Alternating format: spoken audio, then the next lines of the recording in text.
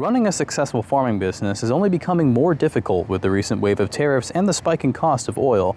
The leaders here at Kiel Farms show us what they and many other local farms are doing in order to stay afloat.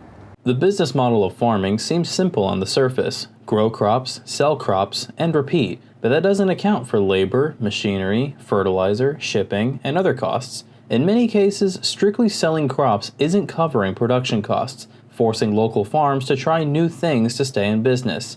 Andrew Schaefer, Kiel Farms Director of Hospitality, spoke about how relying solely on farming is becoming unrealistic.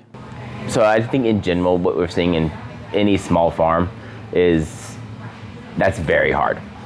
For small farmers kind of across the nation, they're being obviously squeezed by profits and what you need to make to grow. A lot of places are having to kind of pivot into what we've already been doing, and the agritourism I think is going to be just more and more of a thing. Kiel Farms, once a blueberry farm in the mid-90s, opened a winery in 2003, where they ferment their blueberries into wines and ciders that are sold all over the state of Florida. They also have a farm-to-table restaurant where they host live music and other events such as their current Blueberry Festival.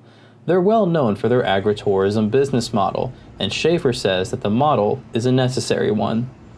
In order to make a living off of it, you need to do more now. As you know, these massive farms have all the great contacts and contracts. Today, a new factor is making a difficult situation worse for local farmers. President Trump's sweeping tariffs have driven up production costs significantly, as distributors of imported goods charge farmers the cost of tariffs. The National Taxpayers Union says that farmers are facing lower exports and higher input costs since the Liberation Day tariffs.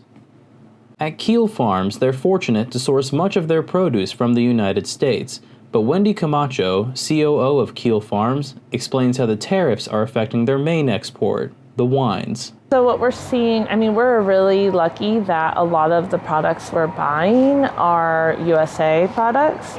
Some of the things we're seeing is maybe we're buying from a supplier that does like the glasses. And they may be having to pay tariffs, and then they're charging us the tariffs. Negotiating pricing with our vendors.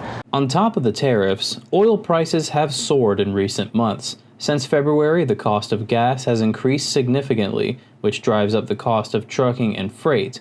Camacho spoke about how Kiel Farms is managing the supply chain challenges. What I'm seeing is that everyone's having to buy larger quantities to kind of get that price break, especially because freight's so expensive now.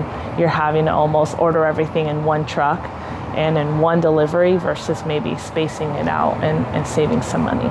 These new factors are posing financial challenges and can severely impact farms that rely strictly on selling produce. But businesses like Kiel Farms are persisting by doing everything that they can with the land that they have. And their agritourism model has made them an icon of the area. In Plant City, I'm Bodie Gregory reporting for Z News.